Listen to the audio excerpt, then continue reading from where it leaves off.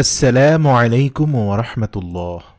পৃথিবীর নিকৃষ্ট শাসক নমরুদ আল্লাহ রব্বুল আলামিনকে হত্যা করার জন্য কিভাবে শকুনের উড়ন্ত যান তৈরি করেছিল এবং কিভাবে শকুনের যান দিয়ে আসমানে উড়ে গিয়েছিল, আবার কিভাবে জীবিত অবস্থায় আসমান থেকে জমিনে ফিরে এসেছিল। কেন আল্লাহ তাআলা নমরুদকে আকাশের উপরে ধ্বংস করে দেননি এবং কি জন্য নমরুদকে একের পর এক সুযোগ দেয়া হয়েছিল। প্রিয় দর্শক, শুরুতেই বলে রাখি, নমরুদ এবং ফেরাউনের মধ্যে একটি গুরুত্বপূর্ণ পার্থক্য ছিল। ফেরাউন জানত আল্লাহই হচ্ছেন পৃথিবীর সৃষ্টিকর্তা, পালনকর্তা, কিন্তু জেনে শুনে সে এটা গোপন করত। কিন্তু নমরুদ ছিল মাথা মোটা। নমরুদ এবং ফেরাউন দুজনেই নিজেকে খোদা দাবি করেছিল, কিন্তু নমরুদ কখনো জানত না যে তার উপরে আরেকজন সৃষ্টিকর্তা রয়েছে। আর এজন্যই আল্লাহ রব্বুল আলামিন ফেরাউনের থেকেও নমরুদকে বেশি সুযোগ দিয়েছেন নিজের ভুল বোঝার জন্য।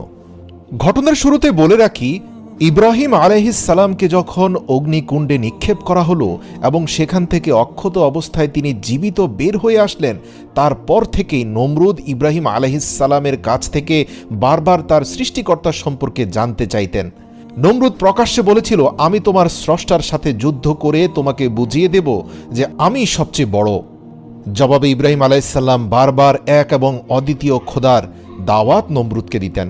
নমরুদ বলতো, আমি অন্য খোদার বশ্যতা স্বীকার করতে পারি না, তবে আমি শীঘ্রই তোমার খোদার প্রাণ শেষ করে তার রাজ্য কেড়ে নেব। নাউযুবিল্লাহ। হযরত ইব্রাহিম আলাইহিস সালাম বললেন, হে কাফের নমরুদ, তুমি আমার আল্লাহর নিকট যাবে কেমন করে? নমরুদ জবাব দিল, সেজন্য তোমার চিন্তা করতে হবে না। এরপর পাপিষ্ট নমরুদ পাপাত্তা ইবলিশের পরামর্শ অনুযায়ী 4টি শকুন পাখি লালন পালন করে এগুলোকে হৃষ্টপুষ্ট করল এবং ইবলিসের সহযোগিতায় এই শকুন পাখিগুলো নমরুদের কথা মতো তার ইশারায় তার কাছে এসে উপস্থিত হতো। তারপর নমরুদ 4টি মোটা তাজা মেষকে জবাই করল, তার চামড়া খুলে ফেলে তার মাংস শকুনিদের মাথার উপরে এমনভাবে ঝুলিয়ে দিল যে শকুনগুলো সেই চামড়া থেকে মাংস খুঁটে খাওয়ার জন্য উপরের দিকে যখন মুখ উঠাতো, তখনই নমরুদের সৃষ্টি করা স্বয়ংক্রিয় যানটি আকাশের দিকে উঠতে থাকত। এখানে এই মেকানিজমে পরিপূর্ণ সহযোগিতা করেছিল ইবলিস। আল্লাহ পাকও চাইছিলেন নমরুদ যেন তার মনের আশা পূর্ণ করতে পারে, কেননা নমরুদ ইব্রাহিম আলাইহিস সালামের সাথে শপথ করেছিল যে কোনো মূল্যেই সে আকাশে উঠবে এবং ইব্রাহিমের খোদাকে ধ্বংস করে দিয়ে তারপরে সে ইব্রাহিমের কাছে আসবে। তারপর নমরুদ যথারীতি তীর ধনুক নিয়ে একটি স্বয়ংক্রিয় যান তৈরি করল, যার 4টি কোণা রইল। 4 কোণায় 4টি শক্তিশালী শকুনকে বেঁধে দেওয়া হলো। ইবলিস শকুনগুলোর উপর ভর করল। অতপর শকুনগুলো নমরুদের ঝোলানো মেষের চামড়ার দিকে মুখ উঠানো মাত্রই যানটি আস্তে আস্তে উপরের দিকে উঠতে থাকলো, কেননা শকুনগুলো সেই মাংস খাওয়ার জন্য উঠছিল। এভাবে শকুন 4টা মাংস দেখে তা ধরার জন্য ক্রমে ঊর্ধ্ব অভিমুখে উঠতে লাগলো। সেই সাথে নমরুদের সেই স্বয়ংক্রিয় যানটিও উপরে উঠতে লাগলো। নমরুদ নিজের জন্য কয়েকদিনের উপযোগী খাদ্য ও পানীয় সঙ্গে নিয়েছিল। এভাবে একাধারে 3 দিন 3 রাত ক্রমাগত উপরে আরোহণ করার পর সে মনে করল যে এখন আসমানের খোদার একেবারে নিকটে চলে এসেছে। নাউযুবিল্লাহ। এরপর নমরুদ সেখান হতে উপরের দিকে কতগুলো তীর নিক্ষেপ করল। আল্লাহ তাআলা ফেরেশতা জিবরাইল আলাইহিস সালামকে বললেন, জিবরাইল, আমি আমার পরম শত্রুকেও নিরাশ করি না, তুমি নমরুদের মনের আশা পূর্ণ করে দাও। তার নিক্ষিপ্ত তীরের প্রত্যেকটির মাথায় একটি মাছের রক্ত মেখে দাও, যাতে নমরুদের এ ধারণা হয় যে সে আসমানের খোদাকে নিহত করেছে। ফেরেশতা জিবরাইল আলাইহিস সালাম আল্লাহর আদেশ অনুসারে নমরুদের তীরের মধ্যে রক্ত মাখিয়ে আবার এমনভাবে নিচে প্রেরণ করল যাতে নমরুদের স্বয়ংক্রিয় যানের উপরে অধিকাংশ তীর এসে পড়ল। ওই রক্তমাখা তীরগুলো নমরুদের শক্তিচালিত রথের উপর পতিত হলো, যা দেখে নমরুদ খুবই খুশি হলো এবং সে ধরে নিল ইব্রাহিমের খোদাকে সে নিহত করতে পেরেছে এবং অত্যন্ত আনন্দ নিয়ে সে এবার নিচে নেমে আসার সিদ্ধান্ত নিল। কিন্তু ভাবনায় পড়ে গেল যে সে নিচে নামবে কি করে। পাপিষ্ট ইবলিশ তার আবার সর্বক্ষণিক বন্ধুর মতো তাকে পরামর্শ দিয়ে বলল, তুমি মেষের মাংস বিশিষ্ট চামড়াগুলোকে এবার শকুনের নিচের দিকে নামিয়ে নিয়ে আসো, এমনভাবে নামাও যেন শকুনগুলো ধরতে না পারে। এভাবে শকুনগুলোর মাথা নিচের দিকে নেমে গেলে তোমার যানটিও নিচের দিকে নেমে যাবে। এভাবে আবার একাধারে 3 দিন 3 রাত নামার পর নমরুদ জমিনে এসে পৌঁছালো। পাপিষ্ঠ নমরুদ তখন গৌরবের অহমিকায় অস্থির হয়ে পড়ল। মাটিতে নেমে প্রথমেই সে গেল হজরত ইব্রাহিম আলাইহিসসালামের কাছে। তাকে রক্তমাখা তীরগুলো দেখিয়ে সগৌরবে বলতে লাগলো, দেখলে তো ইব্রাহিম, তোমার খোদার বড়াই আমি শেষ করে দিলাম। আমার নিক্ষিপ্ত তীর তোমার খোদাকে বিদ্ধ করে দিয়েছে। নাউযুবিল্লাহ। এই দেখো, প্রত্যেকটি তীরেই রক্তমাখা রয়েছে। হজরত ইব্রাহিম আলাইহিসসালাম বললেন, ওহে নির্বোধ কাফের, আমার আল্লাহ তাআলাকে হত্যা করতে পারে এমন শক্তি কারো নেই। তিনি হাইয়ুল কাইয়ুম, চিরঞ্জীব, চিরস্থায়ী, তার কোনো মৃত্যু নেই। তিনি অদৃশ্যমান, নিরাকার, তাকে মানুষের আকারে কল্পনা করাটাও তো বোকামি। তার উপরে কারো কোনো শক্তি ক্ষমতা সক্রিয় হতে পারে না। ওহে বোকা, মহান প্রভু তোমার উপরে এখনো দয়াশীল আছেন বলেই তোমার দীর্ঘ 3 দিনের কষ্ট সাধনার একটা ফল তিনি তোমাকে পাঠিয়েছেন। এখনো সময় আছে, তার উপর ঈমান আনো। কথাগুলো শুনে নমরুদ প্রচণ্ড রাগান্বিত হয়ে বলল, বলো তোমার খোদার শূন্য সংখ্যা কত? আমি এক্ষুনি তোমার খোদাকে শেষ করে দিচ্ছি। হযরত ইব্রাহিম আলাইহিস সালাম বললেন, আমার খোদার শূন্য সামন্ত এর সংখ্যা আমি নিজেও জানি না, তা অসংখ্য, কেউ এর সংখ্যার হিসাব দিতে পারবে না। তিনি নিজেই শুধুমাত্র এর সঠিক সংখ্যা জানেন। বাদশাহ নমরুদ বলল, আচ্ছা সমস্যা নেই, তোমার খোদার শূন্য সংখ্যা জানার আমার তেমন কোনো প্রয়োজন নেই। তবে তুমি তোমার খোদাকে আমার সাথে যুদ্ধ করার জন্য প্রস্তুত হতে বলো। আর যদি তাদের আমার সঙ্গে যুদ্ধ করার সাহস থাকে তবে সামনে আসতে বলো। যদি সামনে না আসে আমি ভেবে নেব তারা ভীত কাপুরুষ। নাউযুবিল্লাহ। হযরত ইব্রাহিম আলাইহিস সালাম বললেন, ওহে নির্বোধ, আমার খোদার সেনার সাথে যুদ্ধ করতে যদি তোমার এতই আগ্রহ থাকে তবে বেশ তাই করো। তুমি তোমার সকল সৈন্যকে প্রস্তুত হতে বলো। নমরুদ তার অসংখ্য সৈন্য বাহিনীকে খোদাই বাহিনীর সাথে যুদ্ধ করার জন্য প্রস্তুত হওয়ার আদেশ দান করলেন। তার সৈন্যবাহিনীর মধ্যে সাজ সাজ রব পড়ে গেল। তাছাড়া নমরুদ সারা দুনিয়ায় তার যত অধীন এবং অনুগত রাজা বাদশা ছিল তাদের সকলের প্রতিও কড়া আদেশ দিল যে অবিলম্বে তারা যেন নিজেদের সৈন্য সামন্ত সহ বাবলের দিকে রওনা হয়। আল্লাহু আকবার। প্রিয় দর্শক, ইতিহাস থেকে জানা যায় পৃথিবীর ইতিহাসে 3 জন বাদশা পুরো পৃথিবীকে শাসন করেছেন। এদের একজন সুলাইমান আলাইহিস সালাম, দ্বিতীয়জন জুলকারনাইন এবং তৃতীয়জন নমরুদ। নমরুদের নির্দেশে পুরো বিশ্বের সকল সৈন্যবাহিনী এক প্রবল আসমানি সৃষ্টিকর্তার বিরুদ্ধে যুদ্ধের জন্য প্রস্তুত হলো। আল্লাহু আকবার। এই আদেশ পেয়ে বাহিনীতে যত সমান্ত আছে সব নিয়ে রাজা বাদশাগণ বাবলে এসে একত্রিত হলো। হযরত ইব্রাহিম আলাইহিস সালাম নমরুদের কীর্তিকলাপ দেখে আল্লাহর দরবারে দোয়া করলেন, হে মাবুদ, আপনি সকল কিছুই দেখছেন। বাদশা নমরুদ যেভাবে স্পর্ধার সীমা ছাড়িয়ে গেছে এবং অহংকারের ধারাকে সরাজ্ঞান করছে, তার দর্প শেষ না করলে দুনিয়ার সাধারণ জনগণও তা দেখে ব্যাপক আকারে বিভ্রান্ত হবে এবং বিপদে চলে যাবে। ইতিমধ্যে আপনার পাঠানো রক্তরঞ্জিত তীরগুলো দেখিয়ে সে অসংখ্য মানুষকে পথভ্রষ্ট করছে। আল্লাহ রাব্বুল আলামিন হযরত ইব্রাহিম আলাইহিস সালামের দোয়া মঞ্জুর করলেন।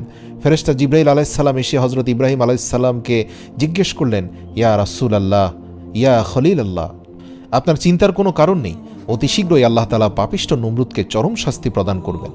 নমরুদ ও তার বেঈমান সৈন্য সামন্ত সকলেই ধ্বংস হয়ে যাবে। কথিত আছে যে বাবেলে বিভিন্ন রাজ্য হতে এত অধিক পরিমাণে সৈন্য এসে একত্রিত হলো যে তাদের তাঁবুর বহর প্রায় 50 মাইল এলাকা ব্যাপী বিস্তৃত হলো। আল্লাহু আকবার। হযরত ইব্রাহিম আলাইহিস সালাম নমরুদের এমন সৈন্য সামন্ত একত্রিত হওয়া এবং প্রস্তুত হওয়ার পরেও ইব্রাহিম আলাইহিস সালাম তাকে গিয়ে বললেন, হে নমরুদ, তুমি কার বিরুদ্ধে যুদ্ধ করতে চাচ্ছ? চিন্তা ভাবনা করে দেখেছ কি যার নিকট তুমি ও আমি সকলেই মুখাপেক্ষী, যিনি আমাদের সকলের রুজির ব্যবস্থা করেন, যার ক্ষমতা এত অসীম ও প্রবল যে ইচ্ছে করলে তিনি চোখের পলকে সারা পৃথিবী শেষ করে দিতে পারেন। তার বিরুদ্ধে এমন জাঁকজমকের সাথে যুদ্ধ প্রস্তুতি গ্রহণ করা পৃথিবীর সবচেয়ে বড় নির্বুদ্ধিতা। এখনো সময় আছে নমরুদ, তোমার প্রভু তোমার উপর এখনো দয়াবান। দেখতে পাচ্ছ এখনো আসমান থেকে কোনো আযাব নাজিল হয়নি, কেননা তুমি অজ্ঞ এবং মূর্খ। তাই তোমার প্রভু এখনো তোমার প্রতি ধৈর্যশীল আছেন। তুমি এক আল্লাহর প্রতি বিশ্বাস স্থাপন করো। ইব্রাহিম আলাইহিস সালামের কথা শুনে পাপিষ্ঠ নমরুদ বলল, হে ইব্রাহিম, তুমি আমার এই সামান্য প্রস্তুতিতেই ভয় পেয়ে গেছো বুঝি? তোমাকে আমি এর আগেও বলেছি, আবারও বলছি, তুমি আমাকে এখনো তোমার খোদার শক্তির মিথ্যাভীতি প্রদর্শন করা বন্ধ করো। আমি তোমার এসব কথায় ভয় পাওয়ার মতো লোক নই। তোমার খোদার শূন্য সংখ্যার নাকি কোনো শেষ নেই।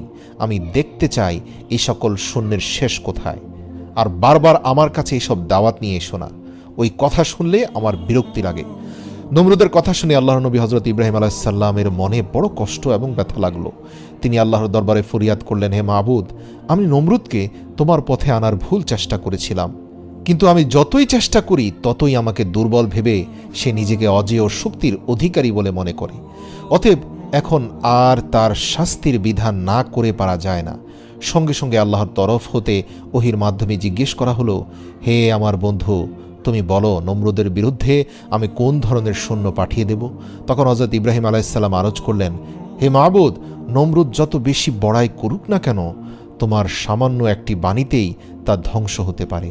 অতএব আমি এ কামনা করি যে তাকে একটি ক্ষুদ্র শক্তি দিয়েই নির্মূল করে দিয়ে শিক্ষা দেওয়া দরকার যে দুনিয়ার শক্তি যত বিরাট এবং প্রবল হোক না কেন, মহান মালিকের একদম সামান্য ও ক্ষুদ্রতম একটি শক্তির নিকটও তা একেবারে দুর্বল, অসহায়। ইব্রাহিম আলাইহিস সালাম আল্লাহকে অনুরোধ করলেন, হে আল্লাহ, নমরুদকে কোনো বড় বাহিনী দ্বারা ধ্বংস করবেন না, যেভাবে আদ এবং সামুদকে ধ্বংস করেছেন, বা পুরো বিশ্বব্যাপী বন্যা দিয়ে আপনি নূহ আলাইহিস সালামের সেই পথভ্রষ্ট কাউমকে ধ্বংস করেছেন। বরং আপনি পৃথিবীর সবচেয়ে তুচ্ছ ও ক্ষুদ্র বাহিনী দিয়ে নমরুদকে শেষ করুন, যাতে মানুষের মগজের মধ্যে ঢুকে যায় যে মহান প্রভু আল্লাহ পুরো বিশ্বের শাসককে কত তুচ্ছ জিনিস দিয়ে ধ্বংস করতে পারেন। আল্লাহ তাআলা ইব্রাহিম আলাইহিস সালামের দোয়া কবুল করলেন এবং ইব্রাহিম আলাইহিস সালামের দোয়া অনুযায়ী আল্লাহ রাব্বুল আলামিন এক ঝাঁক ক্ষুদ্র মশা বাহিনী পাঠিয়ে দিলেন নমরুদের সেনা সামন্তকে ধ্বংস করে দেওয়ার জন্য। আল্লাহ রাব্বুল আলামিন বললেন, আমি মশা বাহিনী দ্বারাই নমরুদের অহংকার ধ্বংস করে দেব। ফেরেশতাগণকে আল্লাহ আদেশ দিলেন, কোহে কাহাফের একটি দরজা উন্মুক্ত করে মশাদেরকে পথ করে দাও। আল্লাহর আদেশ সঙ্গে সঙ্গে পালিত হলো এবং সে পথে মশার দল বের হয়ে দুনিয়ার সারা আকাশ ছেয়ে গেল। নমরুদ হযরত ইব্রাহিম আলাইহিস সালামের কাছে জিজ্ঞেস করল, কি হে ইব্রাহিম, আমার সৈন্যবাহিনী তো বহু আগে প্রস্তুত হয়ে আছে, তোমার খোদার সৈন্যবাহিনী কোথায়? হযরত ইব্রাহিম আলাইহিস সালাম বললেন, ওই যে আমার খোদার সৈন্যবাহিনীও এসে পড়েছে। আল্লাহ তাআলা মশাদের লক্ষ্য করে বললেন, তোমাদের জন্য আজ আমি উত্তম খাবারের ব্যবস্থা করেছি। তোমরা আজ নমরুদের সৈন্যদের রক্ত ও মাংস খেয়ে তোমাদের উদর পূর্ণ করো। হযরত ইব্রাহিম আলাইহিস সালাম আকাশের দিকে লক্ষ্য করে বললেন, ওই যে আমার খোদার সৈন্য আসছে। তখন নমরুদ ও তার সেনাগণ আকাশের দিকে তাকিয়ে দেখল যে একটা বিরাট ঘন কৃষ্ণবর্ণ মেঘের ছটা সারা আকাশকে আচ্ছন্ন করে ফেলেছে। তারা মনে করল যে এখনই মুষলধারে বৃষ্টিপাত শুরু হবে, কিন্তু সঙ্গে সঙ্গে তাদের সে ধারণা ভুল প্রমাণিত হলো। নমরুদ একটি নতুন ধরনের আওয়াজ শুনতে পেয়ে তার সৈন্যদেরকে আদেশ করল, তোমরা তোমাদের ডাক ঢোল এবং কাড়া নাকাড়া গুলো সজোরে বাজাতে থাকো এবং সকলে অস্ত্রশস্ত্র নিয়ে তৈরি হয়ে যাও। সম্ভবত ইব্রাহিমের খোদার সৈন্য নিকটে চলে এসেছে। আসামাত্রই তোমরা তাদের উপর এমনভাবে ঝাঁপিয়ে পড়বে যেন বিশ্ববাসী জানতে পারে এই পৃথিবীর খোদা নমরুদের শক্তি কত। জেনে রেখো, ইব্রাহিমের খোদার একটি সৈন্য যেন জীবিত ফিরে যেতে না পারে। মশার দল ঊর্ধ্ব আকাশে থাকতেই এমন এক গুনগুন আওয়াজ শুরু করলো যে লক্ষ কোটি মশার দল সম্মিলিত গুনগুন আওয়াজের হৃদয় কাঁপানো এক আওয়াজের সৃষ্টি হয়ে গেল। সেই আওয়াজ এর কাছে নমরুদের সৈন্যদের ডাক ঢোলের আওয়াজ তলিয়ে গেল। মশার দল এসে নমরুদের প্রত্যেকটি সৈন্যের দেহের উপরে এমনভাবে আক্রমণ করল যে তাদের মাথা ও নাক, চোখ, পেট, পিঠ, হাত, পা কোনো জায়গায় বাকি রাখল না। সর্ব অঙ্গ প্রত্যঙ্গে মশা ছেয়ে গেল। এরা সর্বস্থানে এমনভাবে ধ্বংস করতে লাগলো যে তারা তখন তাদের অস্ত্র ফেলে দিয়ে দুই হাতে মশা তাড়াতে ও দেহ চুলকাতে শুরু করলো। কারো কারো নাক ও নাকের পথ দিয়ে মশা শরীরের ভেতর প্রবেশ করে মাথার মগজ কাটতে লাগলো, নাক দিয়ে রক্ত ছুটল এবং পেটের নাড়ি ভুড়িও মশা খেয়ে ফেললো। কোনো ক্রমেই কেউ তার শরীর মশামুক্ত করতে পারেনি। আল্লাহু আকবার! কেননা শরীরের একটি মশা তাড়াতে না তাড়াতেই অন্তত 100টি এসে নতুন করে কামড় লাগালো। প্রিয় দর্শক, আপনাদের উদ্দেশ্যে বলি, পৃথিবীর বর্তমান সময়ের সাধারণ মশা থেকে কয়েক হাজার গুণ শক্তিশালী এবং বিষাক্ত ছিল সেই মশাগুলো। সাধারণ মশা তো শুধু রক্ত পান করে, কিন্তু এই মশাগুলো শরীরের রক্ত, মাংস এবং মাথার মগজ খেয়ে ফেলতে লাগলো। এভাবে কিছুক্ষণের মধ্যেই নমরুদের প্রত্যেকটি সৈন্যের দেহের সমস্ত রক্ত, মাংস এবং মগজ শেষ হয়ে গেল। শুধু কতগুলো কঙ্কাল পড়ে রইল, লক্ষ লক্ষ কঙ্কালের সারি পড়ে রইল, আর মাংস পিণ্ড সব শেষ। আল্লাহু আকবার! সৈন্যগণ যে যেখানে দাঁড়িয়েছিল সে সেখানে একইভাবে দাঁড়িয়ে রইল কঙ্কাল আকারে। শরীরে কোনো মাংস নেই, মাথার ভেতরে কোনো মগজ নেই, কারণ নড়াচড়া করার মতো শক্তি রইল না। আল্লাহ পাকের হুকুমে এরা প্রত্যেকে দাঁড়িয়ে রইল। আল্লাহ পাকের অন্যান্য আযাবে বাতাসের প্রচণ্ড ঝাপটা থাকে, কিন্তু এই আযাবে একটু বাতাসও আসলো না যে কঙ্কালগুলো ডানে বামে পড়ে যাবে। দেখতে দেখতে সকলের জীবন শেষ হয়ে গেল। যুদ্ধের ময়দানে যখন এই অবস্থা, তখন বাদশাহ নমরুদ একটু দূর হতে তার সৈন্যদের এই দুরবস্থা দেখতে পেয়ে ভয়ে পালান করে নিজের মহলে এসে প্রবেশ করল এবং তার বেগমের কাছে বলতে শুরু করলো যে কোথা হতে যেন অসংখ্য মশার ঝাঁক উড়ে আমার সকল সৈন্যের রক্ত, মাংস ও মগজ খেয়ে ফেলেছে। তারা সবাই এখন প্রাণহীন অবস্থায় দাঁড়িয়ে আছে। আমি এভাবে না আসলে সম্ভবত এতক্ষণে আমার প্রাণ শেষ হয়ে যেত। নমরুদ যখন তার বিবির নিকট এই বিবরণ প্রদান করছিল, ঠিক সেই মুহূর্তে ওই মশা বাহিনীর সেনাপতি অর্থাৎ সবচেয়ে বড় মশাটি উড়ে এসে নমরুদের নাকের ছিদ্র দিয়ে মগজে প্রবেশ করে বারবার দংশন করতে লাগলো। তাতে অস্থির হয়ে মহাপাপী নমরুদ উচ্চস্বরে চিৎকার শুরু করলো। তার অবস্থা এমন হলো যে প্রবল যন্ত্রণায় সে দুমড়ে মুচড়ে গেল, ছোটাছুটি দৌড়াদৌড়ি লাফালাফি করতে লাগলো, কিন্তু কিছুতেই তার কিছু হলো না। আল্লাহ পাকের হুকুমে সে মশা নমরুদের মগজও খেলো না, কিছুই করলো না, শুধু মগজের ভিতরে প্রচণ্ড রকমের পেইন অর্থাৎ যন্ত্রণা দিতে থাকলো। নমরুদের মাথার ভেতরে বসে সেই মশা নমরুদের মাথার মগজ নিয়ে খেলাধুলা শুরু করলো। অস্থিরতায় পাগলের মতো এদিক সেদিক দৌড়াতে লাগলো নমরুদ। এই মারাত্মক অবস্থা থেকে সে কিভাবে মুক্তি পেতে পারে উপায় খুঁজতে লাগলো। বাদশা দিশেহারা হয়ে নিজের পায়ের জুতা খুলে নিজেই তার মাথায় আঘাত করতে লাগলো। তখন মশাটির দংশন একটু কমলো, এতে নমরুদ আরাম বোধ করলো। কিন্তু যেই মাথায় জুতার আঘাত করা বন্ধ করা হলো, অমনি আবার মগজে মশার দংশন শুরু হয়ে গেল। নমরুদ অন্যান্য বস্তু, আরামদায়ক বস্তু দ্বারা মাথায় আঘাত করলে কিন্তু মশার দংশন কমতো না। শুধুমাত্র যখনই সে জুতা দিয়ে আঘাত করত তখনই মাথায় মশার দংশন কমতো। তাই জুতা দ্বারা মাথায় আঘাত করার জন্য দুজন কর্মচারী রাখা হলো। নমরুদ এভাবে কয়েক বছর বেঁচে থাকলো এবং প্রতিনিয়ত দুজন কর্মচারী মাথার মধ্যে জুতা দ্বারা আঘাত করতে লাগলো। সবচেয়ে ইন্টারেস্টিং ব্যাপার হলো, নমরুদের মাথায় যত জোরে আঘাত করা হতো নমরুদ তত বেশি প্রশান্তি পেত। চিন্তার বিষয় বটে, আল্লাহ রাব্বুল আলামিন ইব্রাহিমকে অগ্নিকুণ্ডে নিক্ষেপকারী বাদশাহ নমরুদকে শাস্তি দেওয়ার জন্য এমন অভিনব কৌশল অবলম্বন করলেন যা পৃথিবীর ইতিহাসে অন্য কোনো পাপিষ্ঠকে ধ্বংস করার জন্য অবলম্বন করেননি। আল্লাহ নমরুদকে তাৎক্ষণিক মৃত্যু দিতে পারতেন, কিন্তু এতে তার দম্ভ অহংকার শেষ হতো না। সেই সময়কালে পৃথিবীতে সবচেয়ে অপমানজনক শাস্তি ছিল জুতার বাড়ি। যদিও বর্তমানেও জুতার বাড়ি কোনো সম্মানজনক শাস্তি নয়, কিন্তু নমরুদকেই আল্লাহ রাব্বুল আলামিন পৃথিবীর ইতিহাসে একমাত্র বাদশাহ যাকে জুতার বাড়ি অন্তত কয়েক বছর খাইয়েছিলেন। নিজের মাথায় জুতা পেটা করার জন্য নিজের টাকাতেই লোক নিযুক্ত করে রেখেছিল নমরুদ। কি আশ্চর্যের শাস্তি! পাপিষ্ঠ নমরুদ একাধারে কম বেশি 1 বছর পর্যন্ত এভাবে জুতার আঘাত মাথায় বরণ করে নিয়ে মৃত্যু অবস্থার মধ্যে বেঁচে রইল। যে নমরুদ চরম অহংকারের সাথে নিজেকে খোদা দাবি করেছিল, যে সারাজাহানের প্রতিপালক মহান আল্লাহ তাআলার সাথে মহাপ্রতাপের সাথে যুদ্ধ ঘোষণা করেছিল, আজ তার কি চরম দুর্দশা, ও কি চরম পরিণতি! এক পর্যায়ে এসে নমরুদের প্রজাগণ এই বিষয়টি নিয়ে খুবই চিন্তা ভাবনা করতে লাগলো। আল্লাহর করুণার শেষ নেই, তিনি অফুরন্ত দয়া ও মমতার আধার। কাউকে তিনি সহজে ধ্বংস করতে ইচ্ছে পোষণ করেন না, অপেক্ষা করেন, ধৈর্য সহ্য অবলম্বন করেন এবং সময় সুযোগ দিতেই থাকেন। তিনি দেখেন বান্দা নিজের ভুল বুঝতে পেরে অনুতপ্ত হয় কিনা। যদি হয় তবে আল্লাহ তার সারা জীবনের অপরাধসমূহ ক্ষমা করে দেন। নমরুদের ক্ষেত্রেও আল্লাহ সেই একই নীতি গ্রহণ করেছিলেন। নমরুদ যখন দুর্দশায় ভুগছিল তখন আল্লাহ একদিন হযরত ইব্রাহিম আলাইহিস সালামকে বললেন, হে নবী, তুমি আবার একবার নমরুদের কাছে গিয়ে বলো এখনও সময় আছে, সে সর্বশক্তিমান এবং অদ্বিতীয় আল্লাহকে স্বীকার করে কিনা। এই ব্যক্তি অজ্ঞ, মূর্খ, তাই তুমি দেখো, সে তো অনেক কিছু দেখেছে, এখনও কি তার ঈমান আনার ইচ্ছে আছে? এটি তার শেষ সুযোগ। হযরত ইব্রাহিম আলাইহিস সালাম তার কাছে গেলেন এবং বললেন, হে নমরুদ, অনেক কিছুই তো দেখেছ, আমার খোদার শক্তিমত্তা সম্পর্কে তোমার আর কোনো সন্দেহ সুযোগ আছে বলে আমি মনে করি না। আসো, এক এবং অদ্বিতীয় আল্লাহকে স্বীকার করে আমার সাথে কালেমা পাঠ করো। রাগান্বিত নমরুদ বলল, হে ইব্রাহিম, তুমি আমার চোখের সামনে থেকে চলে যাও, আমার নিকট থেকে চলে যাও, তুমি তোমার মিথ্যা বেহেশতের লালসায় আমাকে ভুলাতে পারবে না। হযরত ইব্রাহিম আলাইহিস সালামের সাথে কুৎসিত আচরণের পর নমরুদের মগজের ভেতরে থাকা মশাটি তার ধ্বংসনের পরিমাণ কয়েক গুণ বাড়িয়ে দিল। এতে নমরুদ প্রচণ্ড রকম ব্যথা যন্ত্রণায় অস্থির হয়ে পড়ল।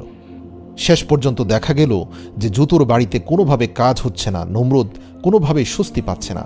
কর্মচারীদের বলল ভারী থেকে ভারী বস্তু দিয়ে তার মাথায় আঘাত করতে। কর্মচারীরা তাই করতে থাকলো। এক পর্যায়ে কর্মচারীরা নমরুদকে বলল, মহারাজ, আমরা মুগুর দিয়ে আপনাকে আঘাত করতে পারি না, এতে আপনার মৃত্যু ঝুঁকি রয়েছে।